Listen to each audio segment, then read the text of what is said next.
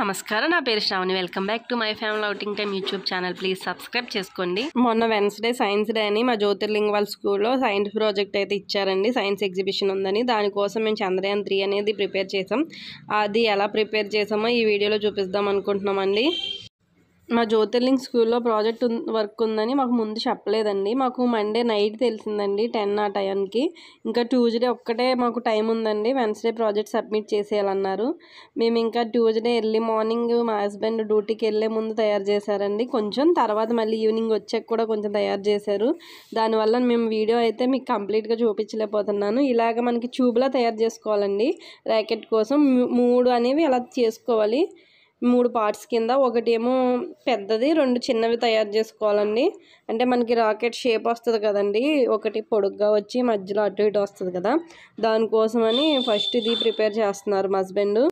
ఒక అట్ట ముక్కను తీసుకుని అలా ట్యూబ్ లాగా ఫోల్డ్ చేసుకున్నాక దానిపైన పేపర్ అనేది స్టిక్ చేశారండి. అంటే వైట్ కలర్లో నీట్గా అంతం కోసం మనం పేపర్ అనేది అంటించుకోవాలి. తర్వాత దాన్ని మనం ఎడ్జెస్ అనేవి కట్ చేసుకోవాలండి. అది అట్ట లోపల ఎంత ఉందో అంతవరకు ఉంచి ఇంకా ఎక్స్ట్రా ఉన్న ఎడ్జెస్ అన్ని మా హస్బెండ్ అలా కట్ చేసేస్తున్నారు. దానివల్ల మనకి అన్ని కరెక్ట్గా సైజ్ వస్తాయి కదండి, మనకి ఏ సైజు కావాలతుంది. అలాగా 3 అయితే మనకి కావాల్సిన సైజులో కట్ చేసుకోవాలండి. ఇలా 3 ట్యూబ్స్ అనేవి తయారు చేసుకోవాలండి. ఇలాగ మనం ఇలా పెట్టుకోవడానికి, ఇలా సెట్ చేసుకోవడానికి. తర్వాత మా హస్బెండ్ కోన్ షేప్ తయారు చేస్తున్నారండి రాకెట్ పైన పెట్టడానికి. ఇలాగ కోన్ లాగా దాన్ని కూడా అలాగ అట్టముక్కని కోన్ కింద ఫోల్డ్ చేసుకుని దాన్ని కట్ చేసుకుని దానిపైన పేపర్ అనేది అంటిస్తారండి. ఈ కోన్ షేప్ కూడా 6 పీసెస్ మనం తయారు చేసుకోవాలండి.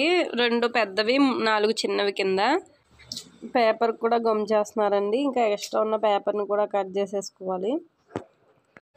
ఇలా మొత్తం 6 అనేది తయారు చేసుకున్నారండి, 6 కింద. ఇప్పుడు వీటిని ఇలాగ ట్యూబులకి పైన కింద కూడా ఇలాగ అంటించేసుకోవాలండి. వాటికి కూడా గమ్ చేసేసుకోవాలి. అవి ఇలాగ మనం స్టాండ్ చేసుకోవాలండి. వాటి మధ్యలో ఇలా ఇంకా చిన్న సైజ్ ట్యూబ్స్ అనేవి అంటించుకోవాలి, ఎందుకంటే అవి జాయింట్ చేయాలి కదా, జాయింట్ కోసమని. ఫైనల్గా ఇలాగైతే అంటించారండి. దీనికి మనం లైటింగ్ పెట్టుకోవాలండి, లైట్లు వెలుగుతాయి కదా రాకెట్కి. ఇంకా ఇది ఇంజెక్షన్ అండి, ఇంజెక్షన్ సాయంతో మనం పైకి కిందకి మూవ్ అయ్యేలాగా రెడీ చేశారు.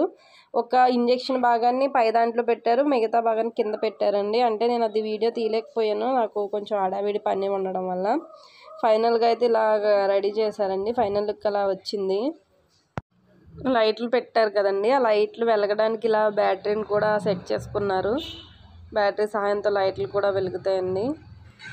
రాకెట్ కింద భాగాన దూది కూడా పెట్టామండి, అది కొంచెం ఫోక్లా వస్తాను కోసమని.